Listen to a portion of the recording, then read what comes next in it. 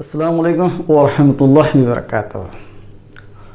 रब्बी यस्सिर वला तुअस्सिर वतम्मिम बिल खैर रब्बी ज़िदनी इल्मा। अज़ीज़ दोस्तों, मैं आसिफ बाल सिंह आप तमाम का दिल खैर मकदम करता हूँ।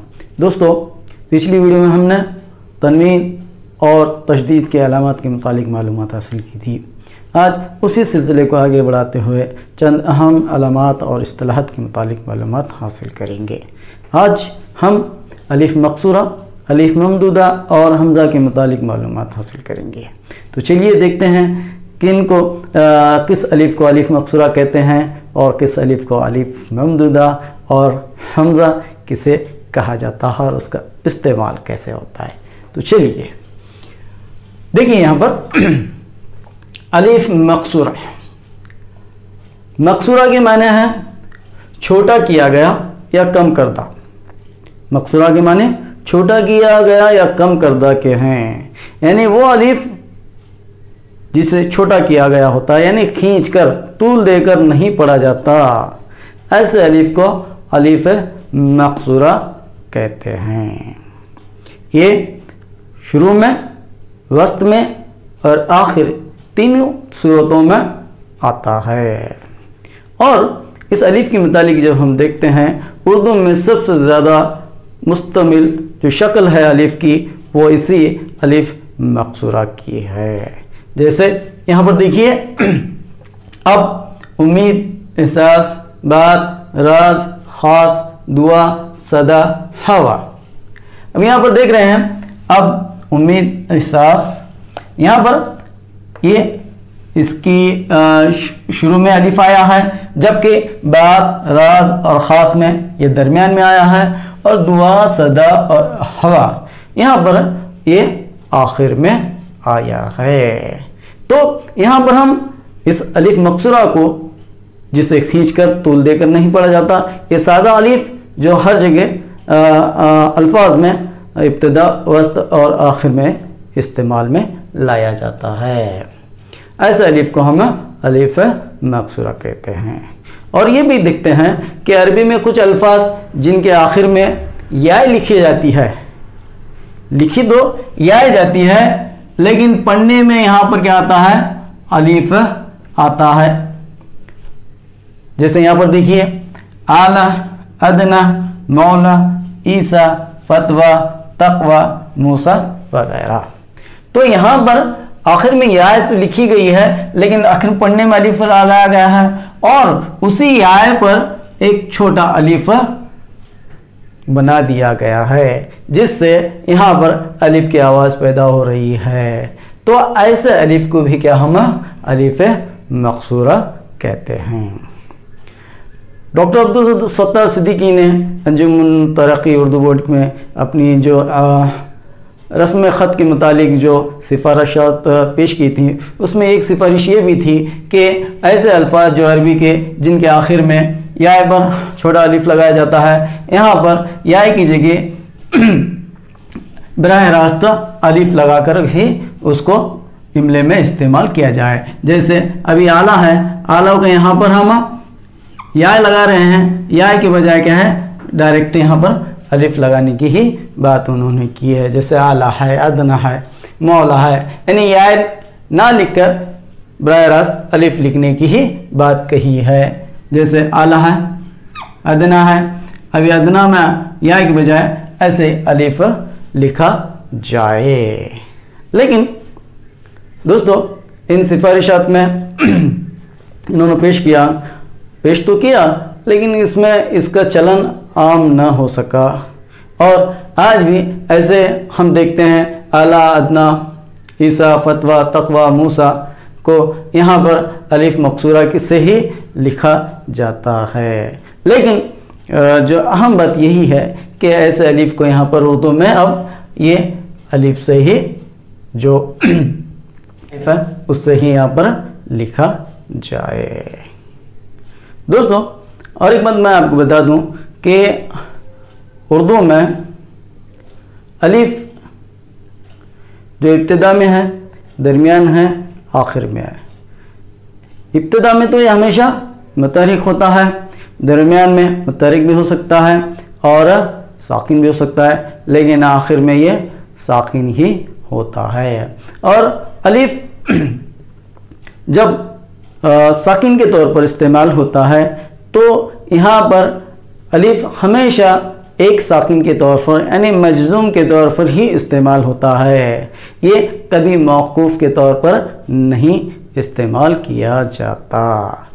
अगर अलिफ साकिन के तौर पर आ रहा है वो सिर्फ मजज़ूम ही होगा, मौकूफ़ कभी नहीं होता। जैसे अब देखिए यहाँ पर अभी यहाँ पर लफ्ज़ मैं लिख रहा हूँ, अभी इब्तिदा है, इब्तिदा में यहाँ पर अगर अलिफ आ रहा है तो ये साकिन होगा, इससे पहले ये दाल यहाँ पर साकिन नहीं हो सकता। साकिन हमेशा अलिफ जो है हमेशा आखिर में आया तो साकिन के तौर पर ही आता है और सिर्फ मजज़ूम के तौर पर ही आता है, ना कि मौकूफ़ के तौर पर।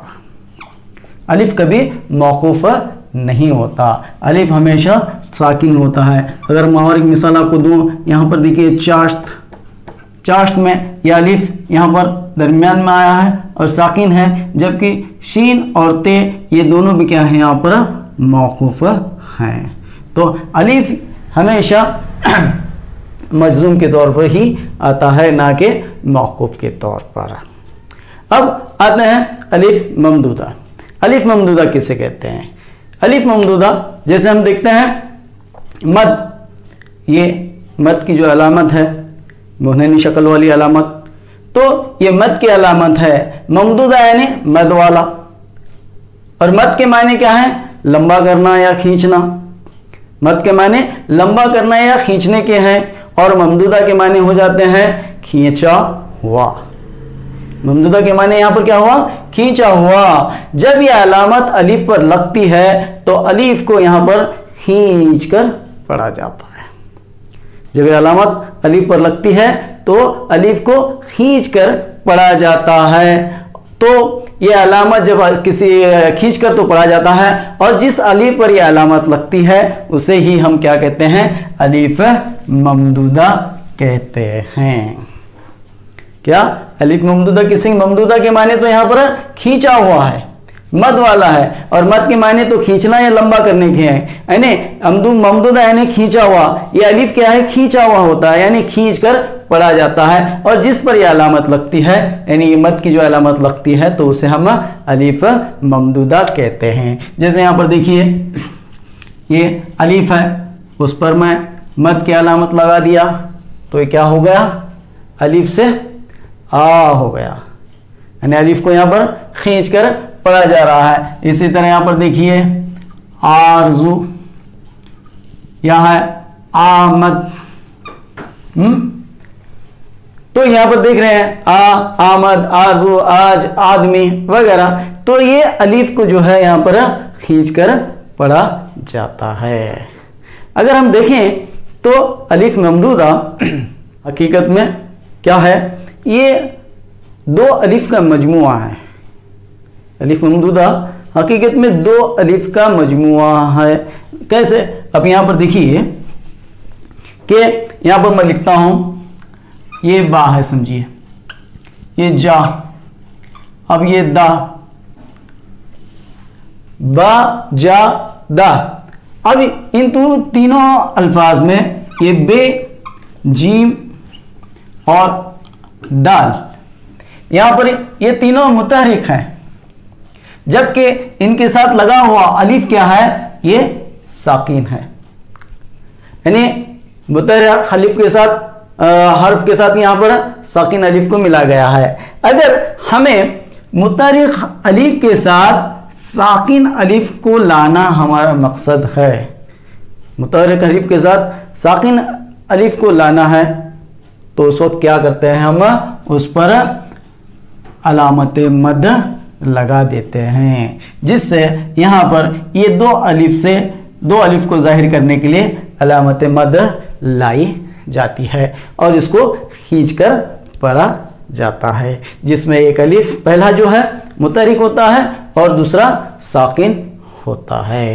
यानी दो ये अलिफ और अलिफ ये दो हर्फ हैं जिसको अलामत मद से जाहिर करते हैं। अब बा जा दा में देख रहे हैं बे के साथ अलिफ मिला है, जगह दाल के साथ अलिफ मिला है, लेकिन अलिफ के साथ अलिफ यहाँ पर उर्दू में नहीं आता, इसलिए उसको यहाँ पर मद के ज़रिए जाहिर करते हैं। और उरूज में इसका वज़न दो हरफी लिया जाता है।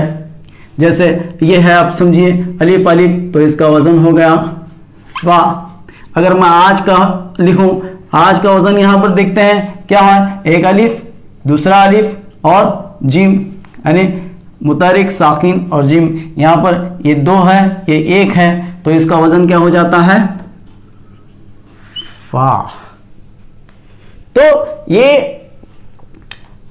उरूज में यहाँ पर अलिफ ममदूदा दो हरफी होता है, इसको हम वज़न में जो है फा के वज़न पर लाते हैं। इसलिए यहाँ पर अगर आज को देखेंगे, आज दो हरफी नहीं बल्कि सहरफी हर्फ लफ्ज़ बन जाता है। और उर्दू में जब हम देखते हैं अलिफ ममदूदा ज़्यादातर अल्फाज के शुरू में ही आता है। अलिफ ममदूदा ज़्यादातर अरबी उर्दू में शुरू में ही आता है। जैसे हम यहाँ पर देख रहे हैं आमद, आरज़ू, आज, आदमी वगैरह, ये तो शुरू में आया है, लेकिन अरबी असल अल्फाज में ये दरमियान में भी देखा जा सकता है। जैसे यहाँ पर देख रहे हैं आप इज्जत, इज्जत आप वगैरह, लेकिन उर्दू में इसका इस्तेमाल ज़्यादातर यहाँ पर इब्तिदा में, शुरुआत में ही होता है और इसका वज़न दो हरफी होता है। हमज़ा, हमज़ा ये जो यूनानी शक्ल आप देख रहे हैं, आइन की इब्तिदाई शक्ल, उससे मुशाबा ये जो शक्ल है ये हमज़ा की अलामत है।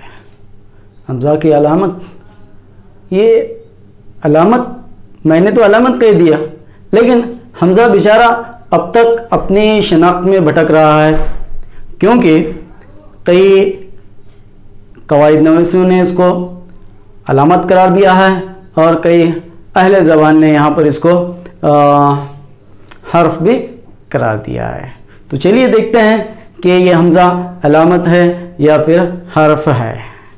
यहाँ पर मैंने कुछ अहम नुकात दर्ज किए हैं जो कवायद नवीसों की मुख्तलिफ़ किताबों से लिए गए हैं। जैसे पहले यहाँ पर लिखा है मैंने कि ये मौलवी अब्दुल हक का है, जो कवायद उर्दू से ताल्लुक़ रखता है। उनकी तसनीफ़ में उन्होंने ये लिखा है कि हमज़ा क्या है।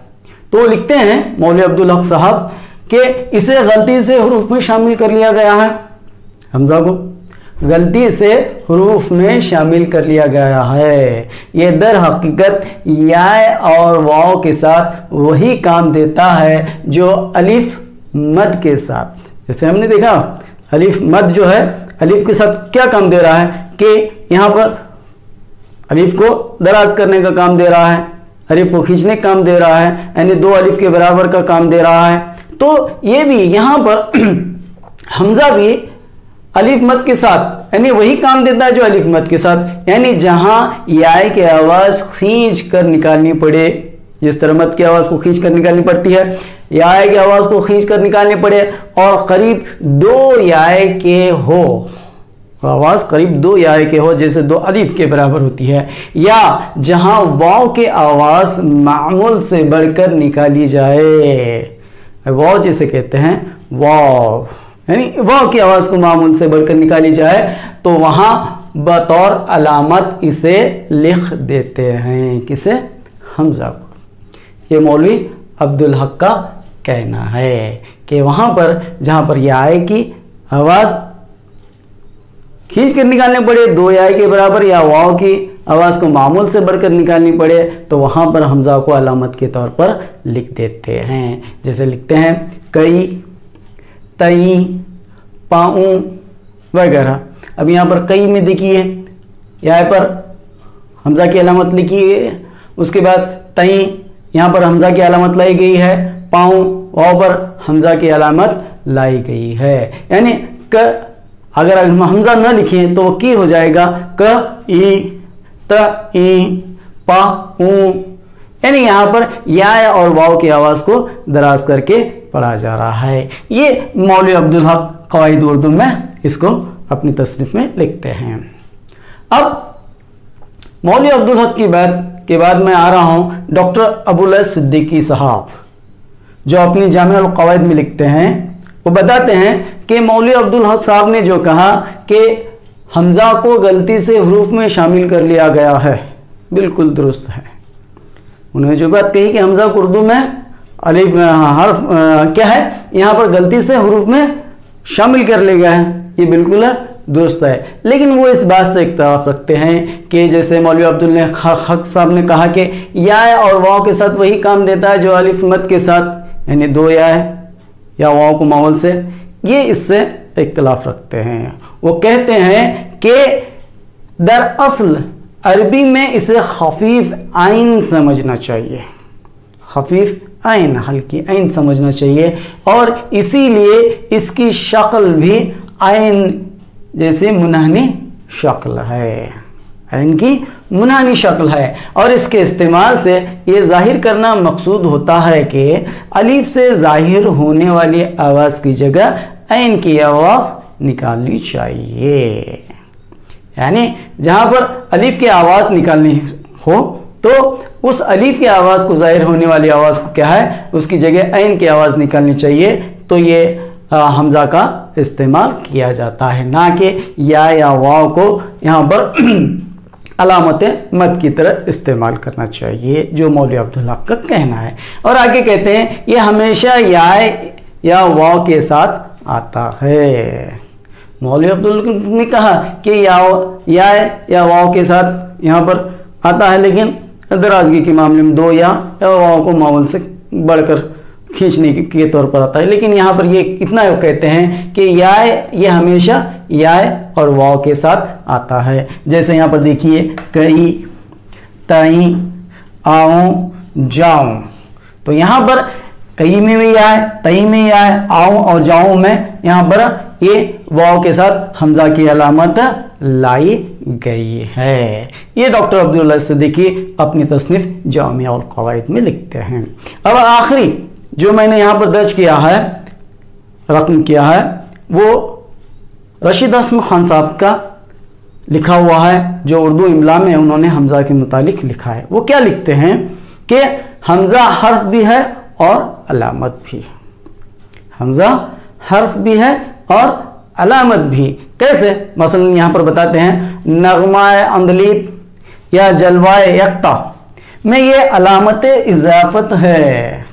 अब इन लफ्ज़ों में देखेंगे, हम इन मुरक्कब अल्फाज में देखेंगे, इजाफत में देखेंगे कि नगमाए अंदलीब, अंदलीब का नगमा, जलवाए यक्ता, यक्ता का जलवा, ऐसे उर्दू में काकी के होते हैं, फारसी में तो ज़ेर हमज़े के ज़रिए इजाफत जाहिर करते हैं। तो यहाँ पर नगमाए अंदलीब या जलवाए यक्ता में ये अलामत इजाफत है, इजाफत की अलामत के तौर पर आया है। और जैसे आईना, गए, साहिल, बाइबल, इंशाअल्लाह, अलाउद्दीन, मसअला वगैरह में ये हर्फ है।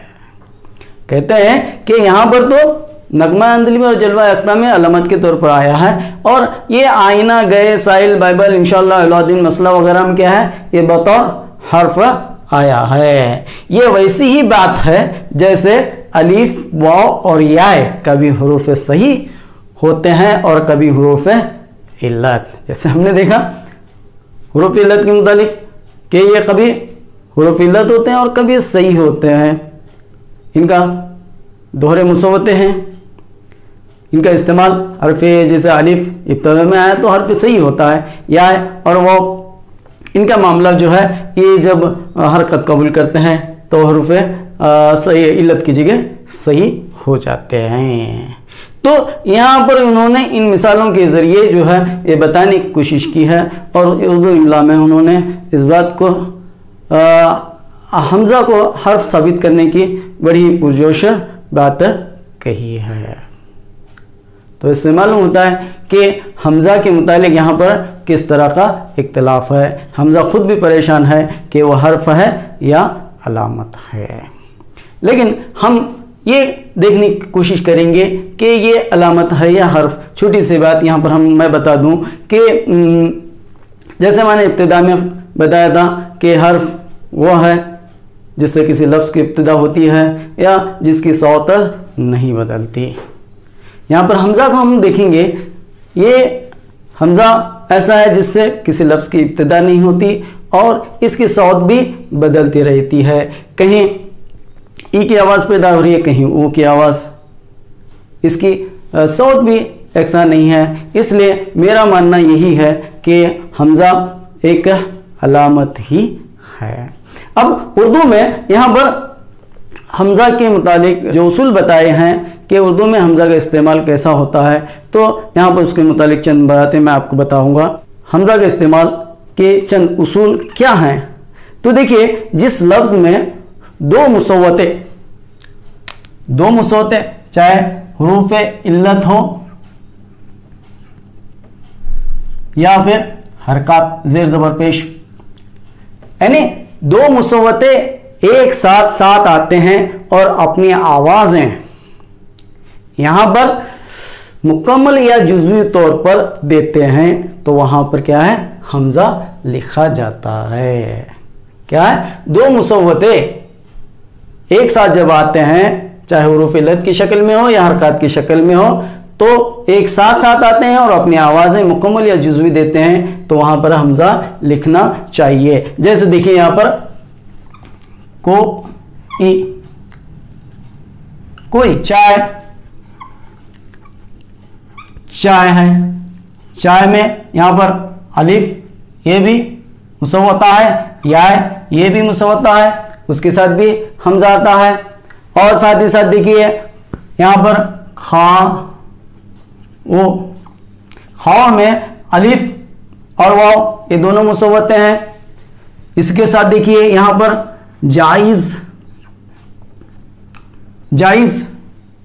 जायज़ में चूंकि एक तो अलिफ मुसव्वता है और एक ज़ेर आया है, हरकत आई है, तो यहाँ पर हमज़ा लिखा जाता है। यानी दो मुसव्वते जब एक साथ आते हैं तो वहाँ पर हमज़ा लिखा जाता है। और उर्दू में याद रखिए, हमज़ा लफ्ज़ दरमियान में अगर आए तो वो अलिफ का कायम मकाम होता है। अगर दरमियान में अगर हमज़ा आ रहा है तो वो अलिफ का कायम मकाम होता है। जैसे अब देखिए यहाँ पर, अब ये जायज़ है, अब जायज़ का जो तलफ़ुज़ है कैसा है, ये जा जमा इज़, यानी यहाँ पर अलिफ की आवाज़ वो पैदा करता है। कायम का, अभी कायम है, ये दरमियान में आ रहा है, तो यहाँ पर का जमा इम, आवाज़ जो है अलिफ की आवाज़ पैदा करता है, इसीलिए यहाँ पर भी क्या है, हमज़ा लिखा जाता है और ये अलिफ का कायम मकाम है। और साथ ही साथ कुछ लफ्ज़ ऐसे हैं जिसे मैंने कहा कि अलिफ इब्तिदा में मुतहरिक होता है, दरमियान में कभी मुतहरिक और साकिन होता है और आखिर में साकिन होता है। अब यहाँ पर देखिए कुछ मिसालें, यह है जुरअत और सुफ,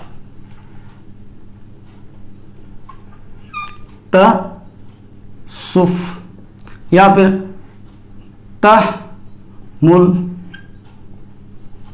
तहमुल, तो ये जो ऐसे अल्फाज हैं जहां पर हमज़ा अगर दरमियान में आता है तो हमेशा ज़बर की हरकत के साथ आता है। अरबी में यहाँ पर ये जब अल्फाज इस्तेमाल होते हैं तो हमज़े के साथ इस्तेमाल होते हैं, हमज़ा उस पर लगाया जाता है। लेकिन चूंकि उर्दू में अलीफ और हमज़ा की आवाज़ एक सी है, दोनों एक ही आवाज़ पैदा करते हैं, इसीलिए यहाँ पर उर्दू में इन पर हमज़ा नहीं लिखा जाता, बल्कि इनको ज़ेर के साथ, ज़बर के साथ ज़ाहिर करते हैं।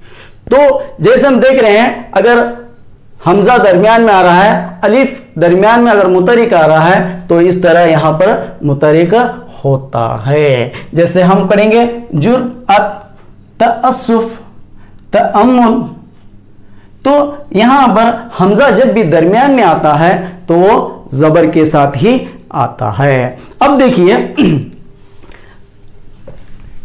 अरबी में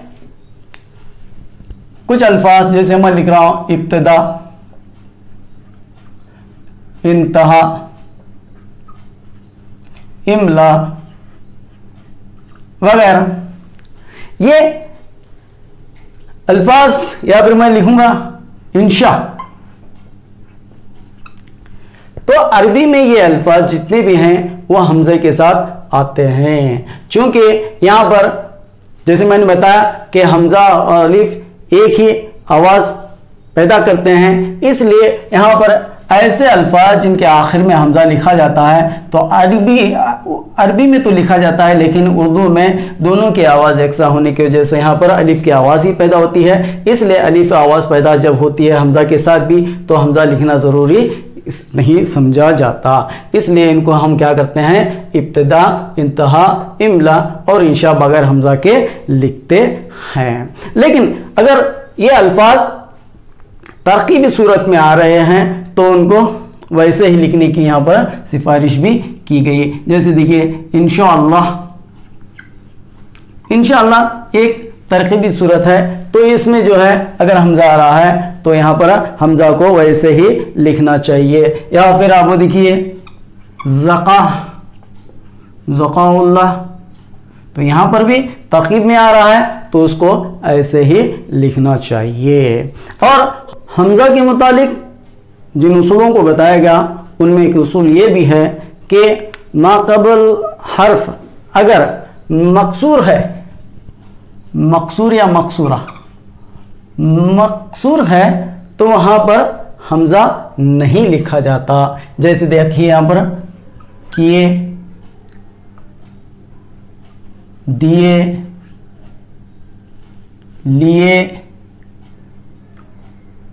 वगैरह, तो यहाँ पर एक काफ, दाल और लाम ये तो मकसूर हैं, यानी ज़ेर के साथ आए हैं। तो इसमें जब मा क़ब्ल हर्फ मद्द में अगर मकसूर होता है तो वहाँ पर हमजा नहीं लिखा जाता। जबकि मा क़ब्ल अगर हर्फ जो है ये मफ्तू हो तो वहाँ पर क्या है, हमजा लिखा जाता है। जैसे गए, हाँ, और गई है या कई वगैरह।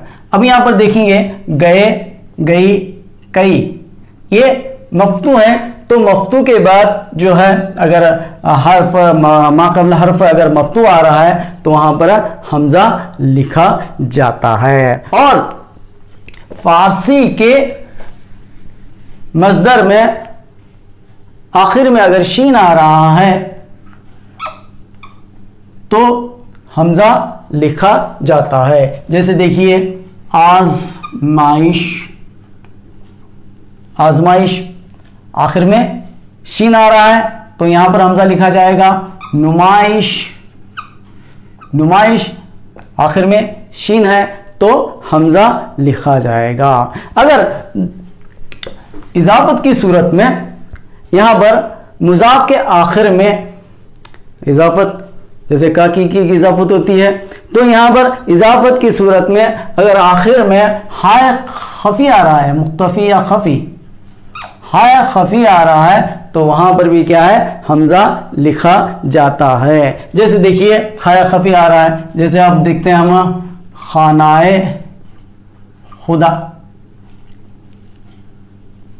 अगर यहाँ पर खाना इसमें खफी हाय खफी आ रहा है तो यहाँ पर क्या करते हैं, हमजे का इस्तेमाल किया जाता है। और साथ ही साथ हम देखते हैं जज्बाए दिल, जज्बाए दिल वगैरह में अगर हाय खफी का इस्तेमाल हो रहा है तो उसमें भी मुजाफ में अगर हाय खफी का, ये जो मुजाफ है, मुजाफ में अगर हाय खफी आ रहा है तो उसमें हमजा लगा दिया जाता है। और मुजाफ के आखिर में अलिफ या हो, मुजाफ के आखिर में अलिफ या हो तब भी क्या है, यहाँ पर हमजा का इस्तेमाल किया जाता है। जैसे सदाए सदाए कुन। अलिफ या हो तो वहां पर भी क्या है, मुजाफ में अगर या या अलिफ आया है तो वहां पर भी क्या है, हम हमजा का इस्तेमाल करते हैं। सदाए कुन, उर्दुए माउल्ला, या फिर हम देखते हैं दुनियाए फ़ानी वगैरह। दुनियाए फ़ानी वगैरह में भी हमजा का इस्तेमाल किया जाता है। और जो आखिर में अगर या छोटी या बड़ी या पर भी अगर किसी मादे का हर्फ ख़त्म हो रहा है उसमें भी क्या है, हम हमजे का इस्तेमाल करते हैं। जैसे शौक़िए तहरीर, अब छोटी आय की तरफ बड़ी आय की तरफ यहाँ पर देख चुके हैं, शौक़िए तहरीर। अब यहाँ पर मुज़ाफ में अगर आखिर में छोटी आय या बड़ी आय आ रही है तो भी क्या करते हैं, हम हमजे का इस्तेमाल करते हैं। तो दोस्तों उम्मीद करता हूँ कि जो भी बातें मैंने आज बताई हैं आप अब तक पहुँच गई होंगी कि हमज़ा क्या है, अलिफ मकसूरा और अलिफ ममदूदा क्या है। तो आखिर में आपसे गुजारिश है कि आप हमारे चैनल को सब्सक्राइब कीजिए, ऑल बटन को क्लिक करना ना भूलें, क्योंकि जैसे ही कोई नई वीडियो अपलोड करें तो उसकी नोटिफिकेशन आपको मिल जाए। तो फिर दोस्तों अगली वीडियो तक आपसे इजाज़त चाहता हूँ, फिर मिलेंगे। अल्लाह हाफिज़, अस्सलाम वालेकुम।